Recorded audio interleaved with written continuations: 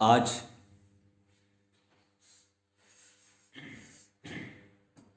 बहुत प्यारे सदगुरु बाबा नानक देव जी का प्रकाश पर्व है। बड़े सरल, बड़े सहज,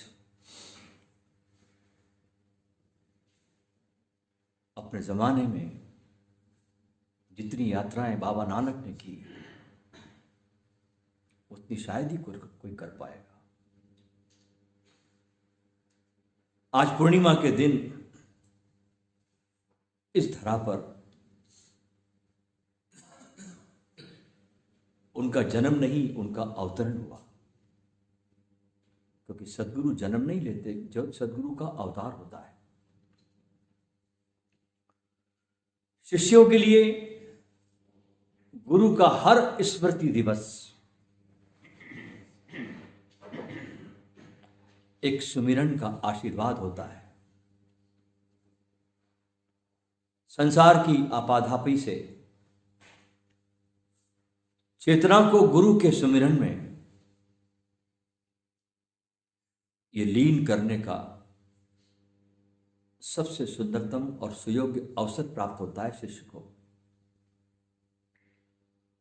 और गुरु के पावन चरणों की धूलि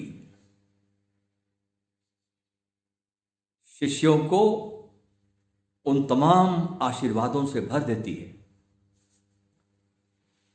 कथा है नानक के जीवन में कि भाई मर्दाना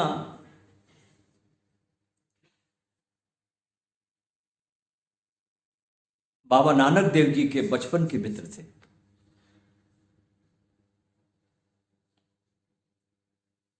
पहली बार जब भाई मर्दाना को परिवार ने कहा कि जाओ बाबा नानक को लेवा लाओ, परिवार ने मर्दाना को भेजा कि जाओ नानक को ले आओ।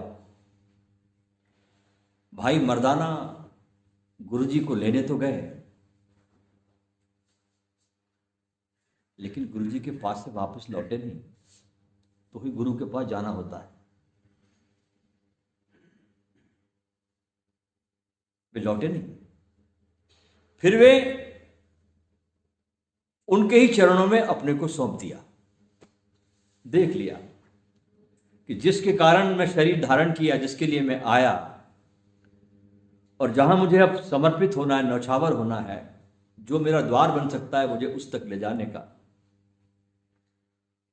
उस दरवाजे को अपना द्वार मान लिया।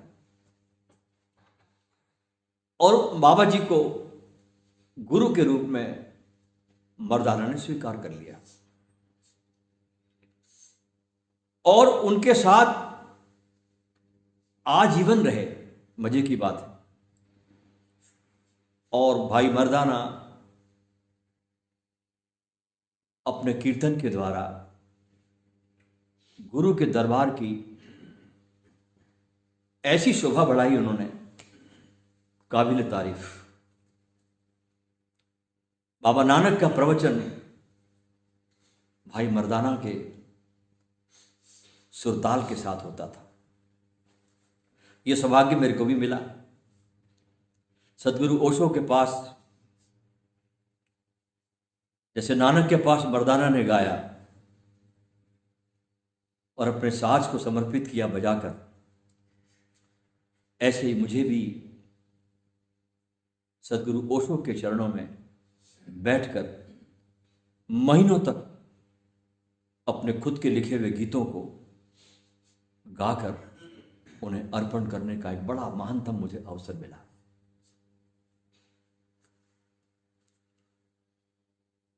और ये अवसर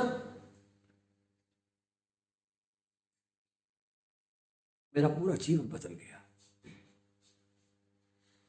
एक जीवित सदगुरु का सानिध्य मिल जाए, उससे बड़ी बात और क्या हो सकती है। और पूरे प्राणों से अपनी ऊर्जा को जरा भी डिस्टर्ब न करते हुए संसार की तरफ से पूरी मोड़ ली और वो ऊर्जा पूरी की पूरी गुरु पे निछावर कर दी। क्योंकि तुमने अगर 1% भी बचाया तो काम नहीं होता, वहां 100% चाहिए। परमात्मा पूर्ण है, वो पूर्ण को ही मांगता है, आधे अधूरे को नहीं मांगता। तो मुझे भी अवसर मिला गुरु के चरणों में, उनकी सभाओं में बैठकर उनकी सभाओं को तरंगायित करना। और कई बार तो गुरु मैं गा रहा हूँ, मुझे आज भी वो दृश्य सामने आते तो मैं बहुत रोमांचित हो जाता हूँ कि मैं गा रहा हूँ और गुरुजी मेरे गीतों पर नाच रहे। धन्यभागी हुआ मैं एक सदगुरु का सानिध्य पाकर। ऐसे ही मर्दाना को बाबा जी का सानिध्य मिला।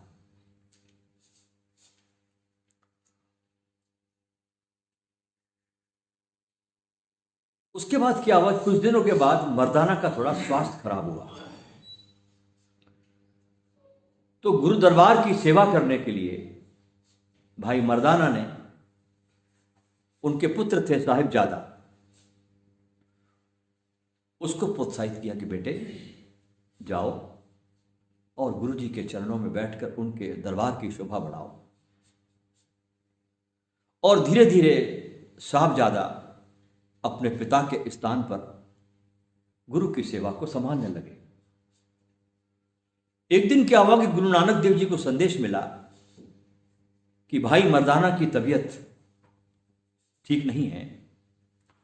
गुरुजी उनको देखने के लिए गए, उनके घर पहुंचे तो मर्दाना ने कहा कि गुरुदेव अब मेरा अंतिम समय आ गया है। नानक देव जी ने कहा कि इस इंसान को अपना, हर इंसान को अपना स्थूल शरीर छोड़कर जाना ही पड़ता है। यह तो प्रकृति का नियम है जिसे कोई भी बदल नहीं सकता। किंतु मर्दाना, भावनात्मक स्तर पर तुम मेरे साथ सदा रहोगे। शरीर आएंगे और जाएंगे, लेकिन भावनात्मक स्तर पर मर्दाना तुम मेरे साथ सदा रहोगे। कभी हमसे तुम बिछड़ नहीं सकते। एक बार गुरु से गांठ बंध जाए फिर वो खुलती नहीं है। दुनिया लाख कोशिश कर ले नहीं खुलती, एक बार बंध जानी चाहिए बस, मजबूत पक्की। देखा जाए दोस्तों तो नानक देव ने अपनी गुरु की गद्दी को मर्दाना को निश्चित सौंप दिए होते अगर मर्दाना जिंदे रहते तो। लेकिन प्रभु की लीला कि भाई मर्दाना की जगह पर लहणों जो उनके साथ थे, उनके साथ कदम कदम पर लहणों ने साथ दिया। अगर किसी शिष्य की समर्पित अवस्था को देखना हो तो भाई लहणों के चरित्र को पढ़िए। अपनी खोपड़ी को लहणों ने तिलांजलि दे दी थी। अपनी खोपड़ी से लहणों सोचता भी नहीं था, अपने को सौंप चुका था। और कई बार ऐसी ऐसी परीक्षाएं ली बाबा नानक ने लहणों की। हर परीक्षा में लहणों सक्सेस हुआ, पास हुआ। हर परीक्षा में, किसी परीक्षा में फेल नहीं। उनके खुद के जो लड़के थे श्रीचंद और लक्ष्मीचंद, ये भी कई परीक्षाओं में फेल हुए, लेकिन बाबा लहणों हर परीक्षा में पास हुआ। और अपने सामने ही नानक ने भाई लहणों को अपने गुरु गद्दी पर बिठाया और नाम दिया गुरु अंगद देव। कहा कि ये मेरा अंग है। ध्यान रखना कि हर एक शिष्य गुरु का ही तो एक अंग होता है, गुरु का ही तो एक रूप होता है। और नानक की विनम्रता देखिए आप, अपने सामने अपने शिष्य को अपनी गादी पर बिठाया और उनके चरणों में नानक बैठे। सोचो गुरु की क्या ऊंचाई है नानक में। ऐसा किसी इतिहास में कभी नहीं हुआ कि कोई गुरु अपने सामने अपने शिष्य को गादी पर बैठाकर चरणों में बैठता हो। ये सिर्फ नानक ने किया कि गुरु को अपने पीछे इतना सम्मान दिया, अपने सामने ही जो आने वाला गुरु है। अंगद देव वाकई में नानक के अंग थे। नानक देव ने भाई मर्दाना से पूछा, जब बीमार हुए, वो घर पहुंचे उसके, कि यार ये बताओ कि तुम्हारी मृत्यु के उपरांत तुम्हारे शरीर को दफनाया जाए या जलाया जाए, क्योंकि मुसलमान थे, जलाना जाए या दफनाया जाए। तो मर्दाना ने जवाब दिया बड़ा गजब का। कहता है मर्दाना, गुरुदेव मैं सारी उम्र अपनी इच्छा को छोड़कर आपकी इच्छा पर चला, इसलिए अंत में अब मैं अपनी इच्छाओं को क्यों रखूं? आप आज तक आपने जो बताया वो मैंने किया। क्या अंतिम समय में मैं ये मजाक पकड़ कर बैठ जाऊं कि मैं मुस्लिम हूं तो मुझे दफनाया जाना चाहिए? आपकी इच्छा पर है गुरुदेव, ये निर्भर करता है कि आप जलाना चाहते हो जला देना, दफनाना चाहो तो मुझे दफनाना देना। वास्तव में देखा जाए दोस्तों, भाई मर्दाना सिख धर्म के पहले अनुयायी है। गुरु की आज्ञा के बीच अपनी बुद्धि का कभी उपयोग नहीं किया। ये शिष्य के पास ये कला होनी चाहिए कि गुरु के पास तुम जब जाओ तो अपनी बुद्धि को वहां छोड़कर आओ जहां तुम चप्पल जूते उतारते हो, क्योंकि ये रास्ता बुद्धि का है ही नहीं। जिस यात्रा पथ पर हम चल पड़े हैं, ये यात्रा का पथ बुद्धि का, इसका विषय ही नहीं है। ये विषय है हृदय का। ये हृदय से हृदय की मुलाकात है गुरु के साथ। और वे नानक की यात्राओं के साथ कदम कदम पर मिलाकर साथ दिया बाला मर्दाना ने। आज हम, क्योंकि बाबा नानक का एक प्रकाश पर्व है, इसे प्रकाश पर्व के नाम से भी जाना जाता है, जन्मदिन के बारे में जाना जाता है, तो प्रकाश पर्व पर आज हम एक बिल्कुल पहली बार समझिए कि ध्यान का प्रयोग आपके साथ करने जा रहे हैं हम लोग। इस ध्यान का नाम है प्रकाश साधना। कमाल की बात है, ये बहुत महत्वपूर्ण प्रयोग है। ओशो जब बहुत छोटे थे, उम्र करीब 19 साल, 3 सद्गुरुओं का इनके जीवन में आगमन होता है। उस समय के जो 3 बहुत महत्वपूर्ण सद्गुरु थे भारत में, कहना चाहिए बुद्ध थे, उन तीनों ने 19 साल के बच्चे को पहचान लिया कि आने वाला बुद्ध है। उसमें पहला नंबर जाता है मग्गा शाह को, दूसरा जाता है पागल बाबा को, और तीसरा जाता है मस्तो को। ये 3 संत थे उस समय जिन्होंने ओशो को पहचाना और ओशो को आगे लाने में, उनके काम को मदद करने में ये 3 आधार स्तंभ बने। ये भी ध्यान रखना। मस्तो ने ओशो को 19 साल की उम्र में पंडित जवाहरलाल नेहरू से मिलवाया दिल्ली में कि ये सब काम आगे करेंगे, इसको देखना है आपको। बड़े बड़े लोग, राजस्थान के राजा महाराजा, सब क्या ओशो को मस्तो लेके गए। तो 19 वर्ष की अवस्था में बाबा मग्गा शाह ने ओशो को एक ध्यान का प्रयोग बताया, वो हम आज करेंगे, जिसका नाम है प्रकाश की साधना। और मग्गा शाह ने ओशो को इस साधना के लिए प्रेरित किया। और जब ओशो ने यह ध्यान किया, इस प्रकाश साधना को, तो ओशो की आंखों में एक मशाल की तरफ पावर आया। ओशो की आंखें जैसे एक मशाल जलती ऐसे जलने लगी। और इस साधना से ओशो का चेहरा 19 वर्ष की अवस्था में ऐसा दैदीप्यमान हुआ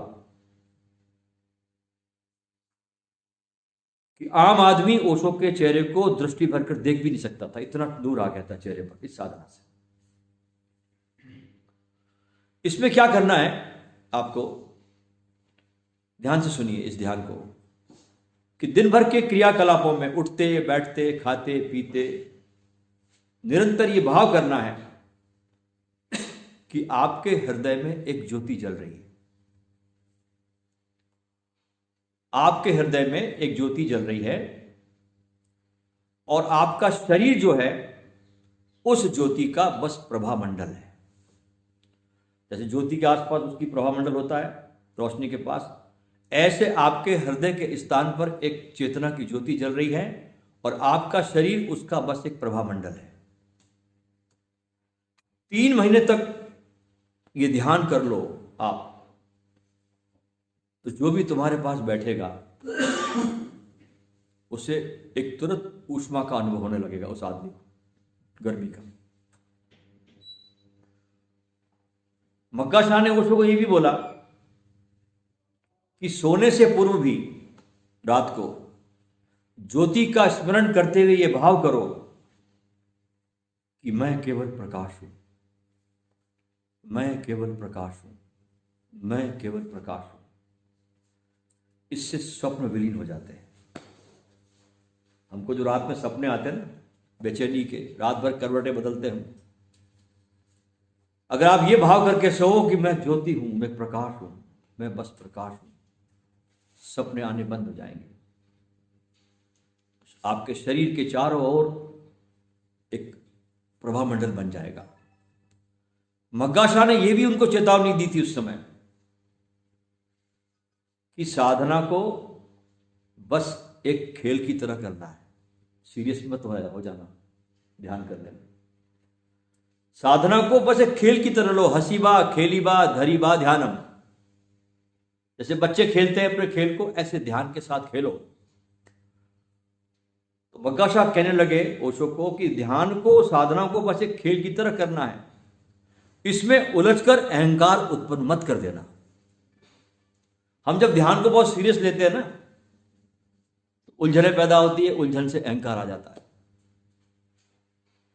इस ध्यान के 2 चरण हैं।